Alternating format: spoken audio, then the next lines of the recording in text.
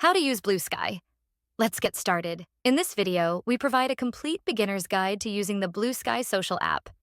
First, download the app from the Play Store or App Store, create an account, and log in to access a user-friendly home screen resembling the old Twitter layout. From the top left menu, you can navigate key sections like Search, Home, Chat, Notifications, Feeds, Lists, Profile, and Settings, where you can also deactivate or delete your account if needed. In the top right corner, the hashtag icon lets you customize your feed to explore trending content, check mutuals, or focus on specific interests. The Discover and Following tabs make it easy to explore new content or track updates from people you follow. Creating a post is straightforward.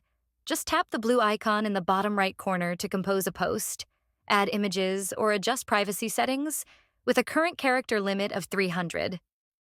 Interacting with posts is intuitive, like follow, repost, or share posts, with extra options available via the three-dot menu.